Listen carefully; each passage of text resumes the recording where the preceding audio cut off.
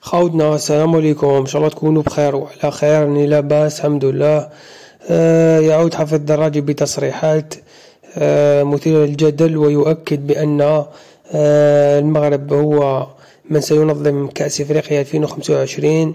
وهذه التصريحات كانت على موقع وين وين، البرنامج اللي يقدم فيه بعيون حفيظ الدراجي. هكذا خاوتي يتكلم عن الكرة الافريقية وكما نقولوا على الكواليس وكذا. زاد أكد خاوتي دوك كما نقولوا بالكثير من الناس كان يقول لك هو يضغط على الكاف ويضغط على المغرب ويضغط وكذا وكذا، لكن هو يقول بلي راني نحضرون نأكد ونأكد ونأكد تما باللي خلاص المنتخب المغرب هي من ستنظم في المغرب كأس افريقيا 2025. وكذلك يقول بأن كأس افريقيا 2027 سيعطوها للجزائر، ثم 2025 المغرب و2027 حينحوها لبلاد أخرى ويعطوها للجزائر كأن باش يسكتوا الجزائريين أو كذا. والآن نستمع إلى تصريحات حفيظ الدراجي خاوتي ثم نعود. طبعا الحديث عن التنظيم الجيد لبطولة افريقيا للاعبين المحليين يقودنا للحديث عن ما هو قادم على الصعيد القاري بالنسبة للجزائر. تحدي الصراع من أجل تنظيم كأس افريقيا 2025 وخلافة غينيا التي سحب منها التنظيم. تعلمون بأن الاتحاد الافريقي سيقرر في الايام القليلة المقبلة، الاسابيع الاشهر، لم يتحدد بعد الموعد لحد الان، سيتم تعيين من يخلف غينيا لتنظيم كأس افريقيا 2025 ومن سينظمها 27 ومن ينظم كذلك دورة 29. تتذكرون بأنني كنت اعلنت من قبل بأن امور حسمت قبل تقديم الملفات وقبل الزيارات التفقدية وقبل التصويت، وبأن المغرب سينظم البطولة 2025.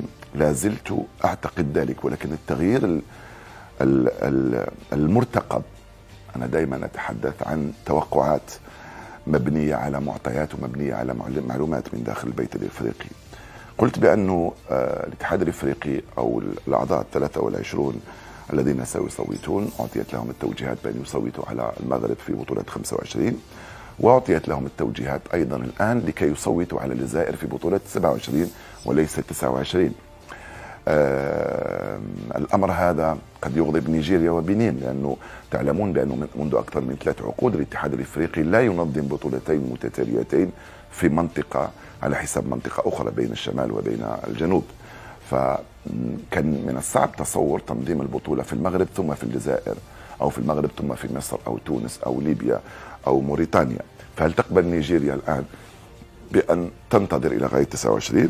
لماذا هذا الجديد؟ لأنه الاتحاد الافريقي وقع في إحراج كبير جدا بعد أن شاهد ذلك التنظيم الرائع جدا للجزائريين في بطولة افريقيا للاعبين المحليين، وتلك المرافق الرائعة وتلك الأصداء الكبيرة جدا للمسؤولين الكبار على مستوى الهيئة الدولية والهيئة القارية. وقع في إحراج الآن، يقول لك نعطي المغرب 25 ونيجيريا وبنين 27 والجزائر 29، معناها أنه لم نأخذ بعين الاعتبار هذا التحول الذي تشهده الجزائر. يلا سنعطي التوصيات بتنظيم بطولة كأس افريقيا 25 في المغرب كما وعدنا وكما اتفقنا، ونعطي الجزائر حق تنظيم بطولة 27، وبعدين نترك نيجيريا وبنين لتنظم بطولة افريقيا 29. صحيح ان المغرب يستحق، ولكن صحيح ايضا ان الجزائر تستحق ان تنظم 25. مهم نظمنا 25 او 27، اعتقد بانه الجزائر ستكون في الموعد، واعتقد باننا لا يجب ان نتوقف عند هذا التفصيل وهذه الجزئية، يجب ان نتعلم دروس اخرى.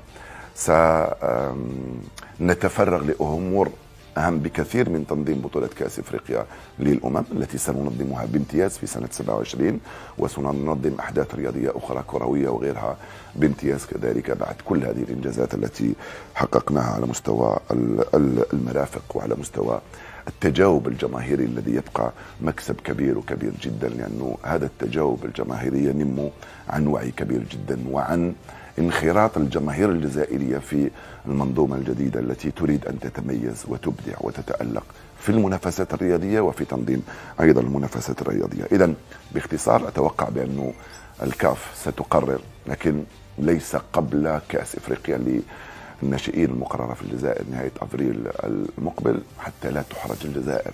أتصور بأنهم سينتظرون إلى غاية ما بعد كأس أفريقيا للناشئين، وربما إلى غاية الصيف ليقرروا 2025 في المغرب، 2027 في الجزائر، و2029 في نيجيريا وكذلك في بنين.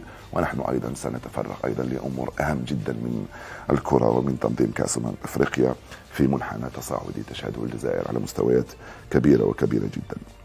طبعا لن نمر مرور الكرام على نتيجة رائعة جدا للهلال السعودي الذي تأهل إلى الدور النهائي لكأس العالم للأندية بامتياز بعد فوزه في مباراته النصف نهائية على فلامينغو بروعة، رغم أن هذا النادي ممنوع من تسجيل اللاعبين الجدد لفترتين انتقاليتين. فريق كان مثقل بالإصابات، تقريبا 5 لاعبين دوليين شاركوا في نهائيات كأس العالم الأخيرة ولكنهم غابوا.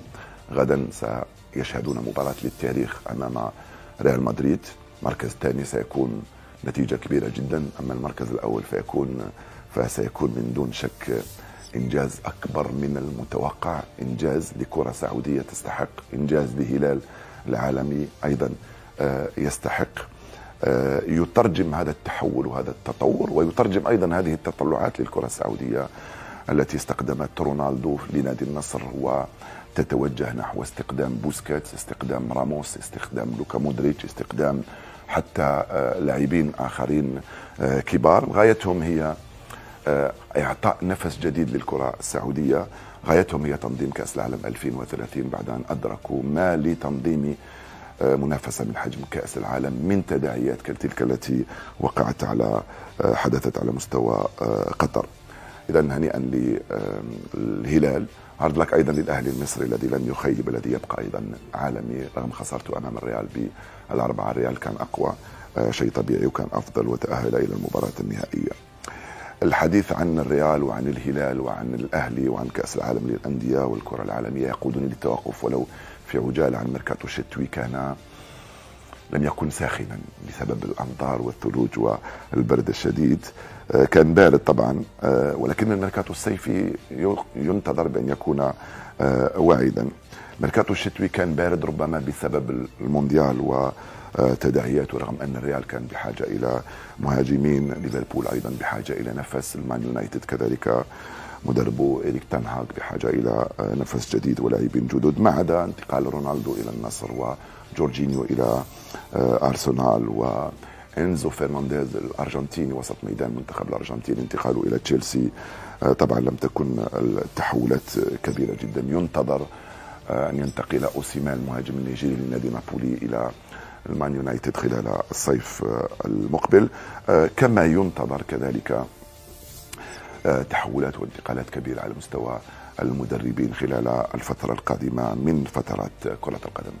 الأسبوع المقبل بإذن الله سيكون لنا موعد مع قراءات أخرى بعيوني طبعا لأحداث رياضية أخرى تحدث خلال الأسبوع. سأحاول أن أتقاسم معكم وجهة نظري وانطباعاتي وآرائي فيها وتحليلاتي كذلك. شكرا لكم، جمعة مباركة وألقاكم بخير إن شاء الله. هكذا أخوتي، بعد ما استمعتوا للتصريحات تحف الدراجي، وكذلك قبل نهاية الشان تكلم موتسيبي وكذا، قال بلي أن مازال ما عرفنا شكون اللي حينظم كأس أفريقيا 2025، وراح نعرفوا المنظم من خلال التصويت ربما في شهر أفريل إن شاء الله. والآن انتم اكتبوا لي في التعليقات، قولوا لي رايكم. كما يقولوا هل حفظ الدراجي لحقاتوا الصح معلومات من الكاف وكذا كما راهو يقول، ولا راهو يضغط على الاتحاد الافريقي وعلى المغرب. هكذا خوتي، وما تنسوناش بالاعجاب، والسلام عليكم ورحمه الله تعالى وبركاته.